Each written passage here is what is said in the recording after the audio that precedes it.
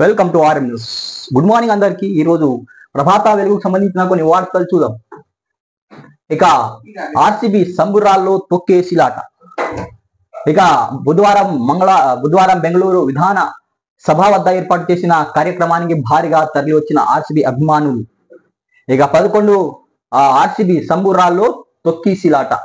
ఇక 11 మంది మృతి చెందారు. బెంగళూరులోని చిన్నస్వామి స్టేడియం వద్ద ఘటన జరిగింది. ఇక 50 మంది గాయాలు. మృతులో ఓ మహిళ, 2 చిన్నారులు కూడా ఉన్నారు. స్టేడియం ప్లేయర్లకు సన్మాన కార్యక్రమం. 35,000 కెపాసిటీ ఉంటే 3 లక్షల మంది రాక.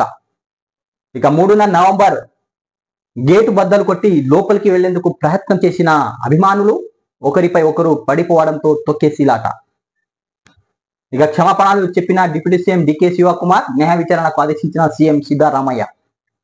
తీవ్ర దిగ్భ్రాంతి వ్యక్తం చేసిన ప్రధాని నరేంద్ర మోదీ.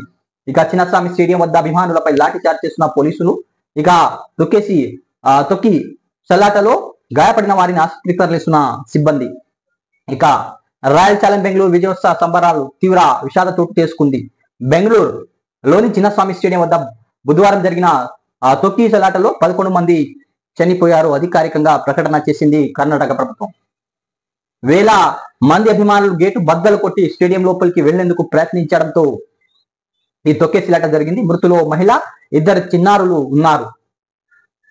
ఘటనలో 50 మంది పైగా గాయపడ్డారు. వీరికి దగ్గరలోని హాస్పిటల్ తరలించి చికిత్స అందిస్తున్నారు. 18 ఏళ్ల తర్వాత ఆర్సీబీ జట్టు మంగళవారం రాత్రి ఐపీఎల్ విజేతగా నిలిచింది.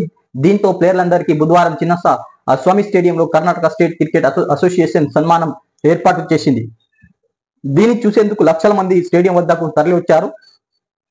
సమీపంలో గోడలు, చెట్లు ఎక్కారు. సెక్యూరిటీ గార్డులు స్టేడియం గేట్ నంబర్ 3కు తాళాలు వేయడంతో అభిమానులంతా కలిసి వాటిని బద్దలు కొట్టారు.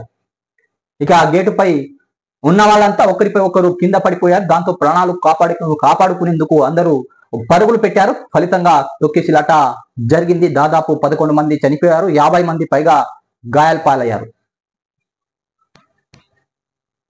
తర్వాత ఇక 2 దశల్లో కులగణన నిర్వహించాలని కేంద్ర ప్రభుత్వం ఇక దేశవ్యాప్తంగా జనగణనతో కలిపి చేస్తామని కేంద్రం వెల్లడి. ఇక లడఖ్, కాశ్మీర్, హిమాచల్ ప్రదేశ్, ఉత్తరాఖండ్ 2026 అక్టోబర్ 1లో పూర్తి చేయాలని నిర్ణయం తీసుకుంది కేంద్ర ప్రభుత్వం. తర్వాత మిగతా రాష్ట్రాల్లో 2027 ఫిబ్రవరి నుంచి మార్చి 1లోగా కంప్లీట్ షెడ్యూల్ విడుదల చేసిన కేంద్ర హోంశాఖ. ఇంకా చివరి 2011లో జనాభా లెక్కలు, 2021 కరోనాతో వాయిదా, మళ్ళీ 16 ఏళ్ల తర్వాత సెన్సెస్ సర్వే నిర్వహిస్తుంది మన భారతదేశ ప్రభుత్వం. ఇక దేశవ్యాప్తంగా జనాభా లెక్కలు చేపట్టేందుకు కేంద్ర ప్రభుత్వం కసరత్తు ప్రారంభించింది. 2027 జనగణన చేపట్టినట్టు కేంద్ర హోంశాఖ బుధవారం ప్రకటన విడుదల చేసింది. ఈసారి జనగణనతో పాటు కులగణన కూడా చేపట్టనుంది తెలిసింది. ఇక ఈ ప్రక్రియ 2 దశలు పూర్తి చేయనట్టు చెప్పింది. ఇక మంచు ప్రభావిత ప్రాంతాల్లో లడఖ్, జమ్మూ కాశ్మీర్, హిమాచల్ ప్రదేశ్, ఉత్తరాఖండ్ 2026 అక్టోబర్ 1లోగా జనగణన, కులగణన పూర్తి చేస్తాం. దేశంలో మిగతా రాష్ట్రాల్లో 2027 మార్చి 1లోగా కంప్లీట్ చేస్తామని వెల్లడించింది ఆ హోంశాఖ. ఇక ఈ మేరకు షెడ్యూల్ విడుదల చేసి దీనిపై ఈ నెల 16న గెజిట్ విడుదల చేయనుంది పేర్కొంది. ఇక సెకండ్ ఫేజ్, ఫైనల్ ఫేజ్ జనగణన 2027 ఫిబ్రవరిలో మొదలై మార్చి 1 నాటికి ముగుస్తుందని అధికారులు తెలిపారు. కాగా జనాభా లెక్కలతో పాటు నేషనల్ పాపులేషన్ రిజిస్టర్ ను అప్డేట్ చేస్తారా లేదా అనే దానిపై క్లారిటీ ఇంకా రాలేదు. తర్వాత ఇక జూలై 1 నుంచి పార్లమెంట్ సమావేశాలు ఇక ఆగస్టు 12 వరకు నిర్వహించనున్నట్టు ప్రకటించి కేంద్ర మంత్రి రిజిజు. ఇక వెంటనే సమావేశాలు పెట్టాలని ప్రతిపక్షాలు కూడా డిమాండ్ బేఖాతారం ఉన్నట్టు ఒక వార్త. తర్వాత ఎలాన్ మస్క్ డొనాల్డ్ ట్రంప్ ప్రభుత్వం నుంచి వైదొలిగారు. ఇక బిగ్ బ్యూటిఫుల్ బిల్ తో అమెరికా దివాలా తీస్తుందని ఆయన వ్యాఖ్యానించారు. ఇక అమెరికాలో ట్రంప్ సర్కారు తీసుకురానున్న బిగ్ బ్యూటిఫుల్ బిల్ పై టెస్లా అధినేత ఎలాన్ మస్క్ మరోసారి విమర్శలు గుప్పించారు. ఆ బిల్లు ఒక చెత్త బిల్లు అని, దానివల్ల అమెరికన్లపై అధిక భారం పడనుంది తెలిపారు. దేశ ద్రవ్యలోటు మరింత పెరుగుతుందని ఆవేదన వ్యక్తం చేశారు ఎలాన్ మస్క్.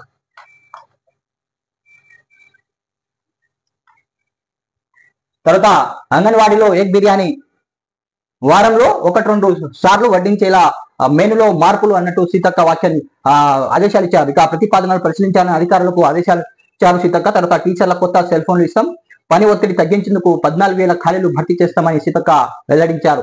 తర్వాత ఇక కీలక విచారణల కొలక్కి కేబినెట్ నిర్ణయంపై ఉత్కంఠ. కాళేశ్వరం విజిలెన్స్ రిపోర్టు నేడు మంత్రివర్గ భేటీలో పవర్ పాయింట్ ప్రజెంటేషన్ ఇస్తారు. తర్వాత ఇక power commission report, phone tapping, ఇతర ఎంక్వైరీ పైన చర్చించే ఛాన్స్ ఉంది. తర్వాత ఇక ఉద్యోగులు బదిలీలు, గ్రీన్ సిగ్నల్ 1 లేదా 2 డిఏలపై ప్రకటన చేసే ఛాన్స్ ఉంది. తర్వాత రాజు యువ వికాసం లబ్ధిదారులపై లిస్ట్ పైన క్లారిటీ రానుంది ఈ రోజు.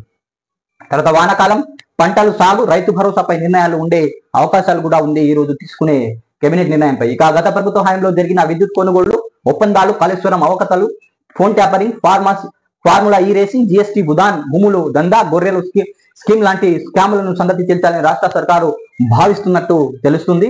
ఇక ఇప్పటికే పవర్ కమిషన్ కాళేశ్వరం రిపోర్టు చేతికి అందడం, మిగిలిన ఎంక్వైరీలన్నిటి తుది దశకు చేరిన నేపథ్యంలో గురువారం సెక్రటరియట్ లో సీఎం రేవంత్ రెడ్డి అధ్యక్షన జరిగే కేబినెట్ ఎలాంటి నిర్ణయం తీసుకుంటున్నారనే ఉత్కంఠ రేపుతుందన్నట్టు ఒక వార్త చూస్తున్నాం. ఇది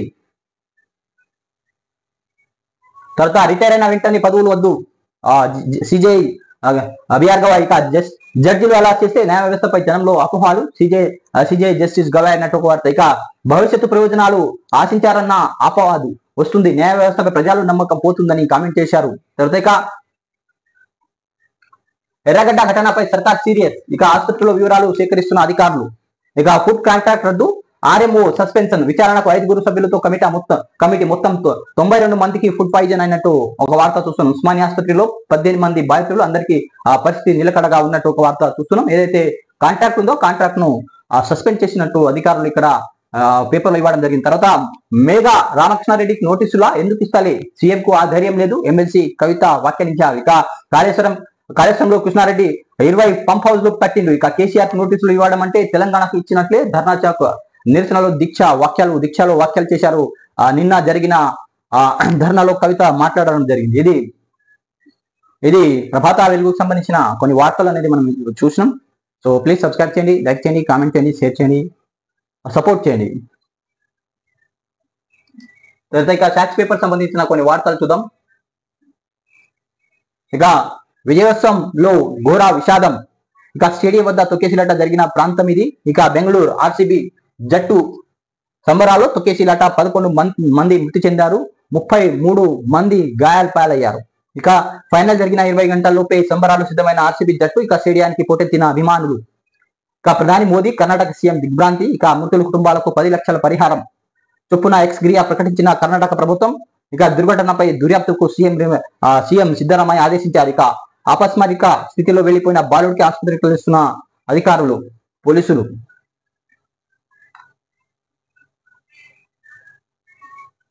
తర్వాత ఇక ఉద్యోగుల సమస్యలు పరిష్కారం మా బాధ్యత బట్టి. ఇక మాట్లాడుతున్న డిప్యూటీ సీఎం బట్టి చిత్రంలో మంత్రులు పొన్నం శ్రీధర్ బాబు. మంత్రివర్గ సమావేశంలో నివేదిక సమర్పిస్తాం, ప్రతి సమస్య తప్పకుండా పరిష్కారం కనుక్కుంటాం. ఇక ఉద్యోగులు సంక్షేమం కోసం ఆర్థిక కసరత్తు చేస్తున్నామని వ్యాఖ్యానించారు. ఉద్యోగ సంఘాలు జేఏసీ సమావేశంలో డిప్యూటీ సీఎం బట్టి విక్రమార్క. ఇక ప్రభుత్వ ఉద్యోగుల సమస్యలకు పరిష్కరించడం తమ బాధ్యతనని ఉప ముఖ్యమంత్రి మల్లు బట్టి విక్రమార్క తెలిపారు. ప్రతి సమస్యకు తప్పకుండా పరిష్కారం కనుక్కుంటామని స్పష్టం చేశారు బట్టి. ఇక ఉద్యోగుల సమస్యల పరిష్కారం కోసం ఆయన అధ్యక్షన ఏర్పడిన మంత్రివర్గ ఉప సంఘం బుధవారం సచివాలయంలో సమావేశమైంది. ఈ సమావేశంలో ఉప సంఘం సభ్యులైన మంత్రులు దుద్దిల శ్రీధర్ బాబు, పొన్నం ప్రభాకర్, ప్రభుత్వ సలహాదారు కె కేశవరావు తదితరులు పాల్గొన్నారు. తర్వాత ఈసారి ఇంజనీరింగ్ కౌన్సిలింగ్ ఇంకా జాప్యమే. ఇక 15 తర్వాత షెడ్యూల్ అధికారుల నిర్ణయం. ఇక ఏఐసిటిఈ నుంచి ఇప్పటికీ రాని అనుమతి. తర్వాత ఇక రాష్ట్ర వర్సిటీ అనుబంధ గుర్తింపునకు బ్రేకులు. ఇక ఇతర రాష్ట్రాల వైపు విద్యార్థుల చూపు. యాజమాన్య కోటా సీట్లకు గండిపడే అవకాశం, భారీగా విద్యార్థులను ఆకర్షిస్తున్న ప్రైవేట్ కాలేజీలు అన్నట్టు ఒక వార్త ఇస్తున్నాం. తర్వాత ఇక ఉత్పత్తికి ముందే మండుతున్న ఇథనాల్. పెద్ద ధన్వాడ ఫ్యాక్టరీ వాహనంపై స్థానికులు దాడి చేశారు. ఇక పరిశ్రమల వ్యతిరేకంగా ప్రజలు నిరసనలు చేశారు. ఇక గతంలో దిలావర్పూర్, తాజాగా పెద్ద ధన్వాడలో ఆందోళన. ఈ పరిశ్రమకు కాలుష్యం పెరుగుతుందని ఆగ్రహం. ఇక ధాన్యం ఆధారిత ఇథనాల్ తయారీపై అభ్యంతరాలు. ఇక రాష్ట్రంలో ఇథనాల్ తయారీ కోసం 31 సంస్థలు దరఖాస్తులు చేసుకున్నాయి. తర్వాత యూరియాపై చేతులెత్తినట్టిన. ఇక జూన్ నాటికి రాష్ట్రానికి రావాల్సిన 5 లక్షల మెట్రిక్ టన్ను ఇంకా రాలేదు. ఇక ఇప్పటికే వచ్చిన 2.19 లక్షల మెట్రిక్ టన్నులు. ఇక యూరియా కోసం 3 సార్లు కేంద్రానికి మంత్రి తుమ్మల లేఖ రాశారు అన్నట్టు ఒక వార్త చూస్తున్నాం.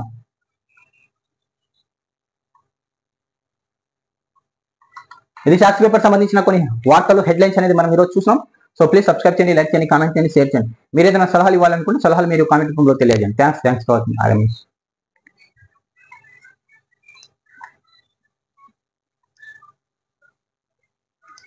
ఆంధ్రజ్యోతికి సంబంధించిన కొన్ని వార్తలు అనేది చూద్దాం.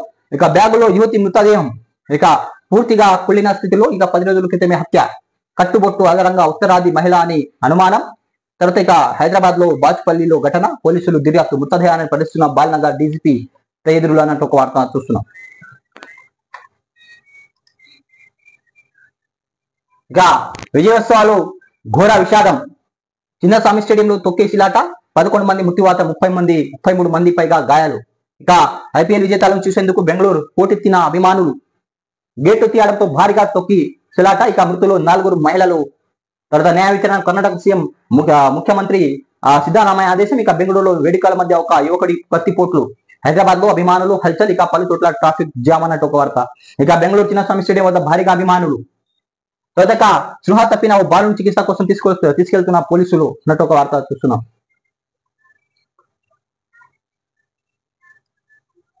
తర్వాత 2027 మార్చి 1 నుంచి జనగణన. తర్వాత ఇక దేశవ్యాప్తంగా కులగణన కూడా షెడ్యూల్ ప్రకటించిన కేంద్ర ప్రభుత్వం. ఇక 2 దశల్లో జనగణన జరగనున్న జనాభా లెక్క సేకరణ ఈ నెల 16న గెజిట్ నోటిఫికేషన్ విడుదల చేసే అవకాశం ఉంది. ఇక రూపాయలు 13,000 కోట్ల పైగా వ్యయం, తర్వాత 30 లక్షల పైగా ఎన్యూమరేటర్లు అన్నట్టు ఒక వార్త చూస్తున్నాం. ఇక జనగణన అనంతరం లోక్సభ, అసెంబ్లీ నియోజకవర్గాల పునర్విభజన అన్నట్టు ఒక వార్త చూస్తున్నాం. ఇక దేశవ్యాప్తంగా జనాభా లెక్కల సేకరణ కేంద్ర ప్రభుత్వం ముహూర్తం ఖరారు చేసింది. ఇక 2027 మార్చి 1 తేదీ నుంచి దేశంలో 16న జనగణన చేపట్టనుంటూ తెలిపింది. తర్వాత ఇక జనగణనతో పాటు కులగణన కూడా చేపట్టమని తెలిపింది కేంద్ర ప్రభుత్వం. ఈ మేరకు కేంద్ర హోంశాఖ బుధవారం షెడ్యూల్ ప్రకటించింది. 2 దశల్లో జనాభా లెక్కలు సేకరించినట్లు వివరించింది. అయితే హిమ ప్రాంతం ఎక్కువ ఉండే హిమాచల్ ప్రదేశ్, ఉత్తరాఖండ్ పాటు కేంద్ర పాలిత ప్రాంతంలో లదాఖ్ 2026 అక్టోబర్ నుంచి జనగణన ప్రారంభం అవుతుందని కేంద్రం ప్రకటించింది. ఇక కేంద్ర హోంశాఖ వెల్లడించింది. మొత్తం మీద దేశంలో 16 ఏళ్ల తర్వాత జనగణన జరగనుంది. సామాజిక ఆర్థిక వివరాలు సమగ్రంగా జనగణన చేపడతామని కేంద్ర ప్రభుత్వం నిర్ణయించింది. ఇక తొలిసారిగా పౌరులే స్వయంగా ఆన్లైన్ లో తమ వివరాలు నమోదు చేసుకోకు అవకాశం కనిపిస్తుంది. జనాభా లెక్కల సేకరణ 13,000 కోట్ల పైగా వచ్చిందన్నారు. ఈ భారీ కార్యక్రమం 30 లక్షల మంది పైగా ఎన్యూమరేటర్లు, సూపర్వైజర్లు పాల్గొన్నట్టు అధికారులు తెలిపారు. ఇక జనగణన షెడ్యూల్ పై జనాభా లెక్కల చట్టం 1948 సెక్షన్ 3 ప్రకారం 16న అధికారికంగా గెజిట్ విడుదల ఇవ్వనుంది కేంద్ర హోంశాఖ. దేశంలో చివరిసారిగా 2011లో 2 దశల్లో జనాభా లెక్కలు సేకరించారు. నాటి లెక్కల ప్రకారం దేశ జనాభా 120 కోట్లు ఉండే. యూపీఏ సర్కారు జనాభా లెక్కలతో పాటు కులగణన కూడా చేసింది, కానీ ఇప్పటికీ వివరాలు వెల్లడించలేదు. ఇటీవల బీహార్, తెలంగాణ రాష్ట్రంలో కులగణన సర్వే చేశారు. దేశవ్యాప్తంగా 11 ఒకసారి జనగణన చేపట్టాల్సి ఉండగా 2021 కూడా అందుకోసం అన్ని ఏర్పాట్లు చేశారు. కానీ కరోనా కారణంగా గణన ప్రక్రియ వాయిదా పడింది అని మనం చెప్పవచ్చు. తర్వాత ఇక స్థానిక ఎన్నికలపై నేడు స్పష్టత వచ్చే అవకాశం. ఇక సచివాలయంలో ఉద్యోగుల సంఘాలతో జేఏసీ నేతలతో డిప్యూటీ సీఎం బట్టి, మంత్రులు పొన్నం, ప్రభుత్వ సలహాదారులు కేశవరావు అన్నట్టు ఒక వార్త. ఇక కేబినెట్ నిర్ణయం తీసుకునే ఛాన్స్. ఇక భూభారతి చట్టంలో పలు సవరణలు కూడా చేసే అవకాశం ఉంది. తర్వాత రిజిస్ట్రేషన్ స్లాట్ బుకింగ్ ఫీజు పన్నులు, ఇక సాధామైన అంశాలపై మంత్రివర్గంలో చర్చ. తర్వాత ఇక ఉద్యోగులు రైతాంగ సమస్యలు తుది నిర్ణయం. ఇక హ్యామ్ రోడ్ల నిర్మాణ విధానంలో మార్పులు. ఇక కాళేశ్వరంపై విజిలెన్స్ కమిషన్ సిఫార్సులు పైన అన్నట్టు ఒక వార్త. ఇక 3 DAలు వెంటనే ఇవ్వండి, మిగతా 2 DAలు PRCతో కలపండి. ఇక PRC ఫిట్మెంట్ 51% ఇవ్వండి. తర్వాత సప్లిమెంటరీ బిల్లులు ఒకే దఫాలో క్లియర్ చేయండి. హెల్త్ కార్డులు అంశాన్ని త్వరగా తెల్చండి. మంత్రివర్గ ఉపసంఘానికి ఉద్యోగ చేసి విజ్ఞప్తి, పదవి విరమణ వయసు పెంపు వద్దన్న నేతలు. తర్వాత వేములవాడ కోడెల మృతిపై నేడు కేబినెట్ లో చర్చ అన్నట్టు ఒక వార్త చూస్తున్నాం. తర్వాత డేట్ కాంట్రాక్టర్ తొలగింపు. ఇక కేసు నమోదు, ఆసుపత్రి RMO పైన వేటు. ఇక ఎర్రగడ్డ ఘటనపై రాష్ట్ర ప్రభుత్వం సీరియస్ అయింది. ఇక ఆసుపత్రికి మంత్రి దామోదర్ అధికారులపై గ్రామీణ ఘటనపై విచారణ కమిటీని నియమించినట్లు వెల్లడి. 92కు చేరిన కలుషితాహార బాధితుల సంఖ్య అన్నట్టు ఒక వార్త చూస్తున్నాం. ఇక ఇథనాల్ కర్మాగారంపై జనగ్రహం. ఇక ఇథనాల్ కర్మాగారం వద్ద ఆందోళనకారులు నిప్పంటించిన కంటైనర్. ఇక పనులు పునఃప్రారంభంలో 3 గ్రాముల ప్రజలు మక్కుముడి దాడి చేశారు. తర్వాత ఇక కంపెనీ సిబ్బందితో వాగ్వాదం దిగి తరిమి కొట్టిన నిరసనకారు. ఇక ఒక గుడారం కంటైనర్ నిప్పు, ఓ యంత్రం జీపు ధ్వంసం. ఇక గద్వాల జిల్లా పెద్ద దొనవాడలో ఘటన జరిగింది అన్నట్టు ఒక వార్త చూస్తున్నాం. తర్వాత ఇక సైన్యం ప్రతిష్టానం దెబ్బతీయడం వాక్ స్వాతంత్రపు హక్కు కాదు అన్నట్టు వార్త. ఇక కాంగ్రెస్ నేత రాహుల్ గాంధీపై అలహాబాద్ హైకోర్టు ఆగ్రహం వ్యక్తం చేసింది. తర్వాత ఇక సమన్ల వద్ద పిటిషన్ కొట్టివేత, భారత్ జోడో యాత్ర రాహుల్ అనుచిత వ్యాఖ్యలు చేశారని కేసు. తర్వాత ఇక భూభారతిలో ఏఎస్ఐ అతి ఇక వృధా రైతులను మేడబట్టి బయటికి నిర్మల్ జిల్లాలో ఘటన, ఏఎస్ఐ సస్పెన్షన్ అన్నట్టు ఒక వార్త. ఇక తప్పుడు ఇంజక్షన్లు 6 ముట్టి, ఒడిశాలోని ప్రభుత్వ ఆసుపత్రిలో దారుణం, నర్సు నిర్లక్ష్యమే కారణం, బంధువులు ఇక ఘటనపై విచారణకు కమిటీ అన్నట్టు ఒక వార్త. ఇక ఉక్కు అల్యూమినియంపై సుంకం 25% నుంచి 55% పెంచిన డొనాల్డ్ ట్రంప్. తర్వాత అమెరికా అధ్యక్షుడు డొనాల్డ్ ట్రంప్ మరో నిర్ణయం తీసుకున్నారు. మున్ముందు భారత్ ఎగుమతులు ప్రభావిక పెంపు నుంచి బ్రిటన్ కు మినహాయింపు అన్నట్టు ఒక వార్త. ఇక ఫోన్ ట్యాపింగ్ కేసులో మ్యాచ్ ఫిక్సింగ్, ప్రభాకర్ వచ్చినా ఎవరికిదేమీ లేదు, కేసీఆర్ నుంచి నాకు ప్రాణహాని ఉంది, ఇక ప్రభుత్వ రక్షణ కల్పిస్తే అన్ని అంశాలు బయట పెడతా, ఎమ్మెల్యేలు కొనుగోలు కేసు నిందితుడు నందకుమార్, ఇక నేడు సీట్ ముందుకు ప్రభాకర్ రావు అన్నంత ఒక వార్త చూస్తున్నాం. ఇది ఆంధ్రజ్యోతికి సంబంధించిన కొన్ని హెడ్లైన్స్ అనేది మనం ఈరోజు చూసినాం. సో ప్లీజ్ సబ్స్క్రైబ్ చేయండి, లైక్ చేయండి, కామెంట్ చేయండి, షేర్ చేయండి. మీరు ఏదైనా సలహాలు ఇవ్వాలనుకుంటే సలహాలు మీరు కామెంట్ రూపంలో తెలియజేయండి. Thanks for watching R News. Please support చేయండి.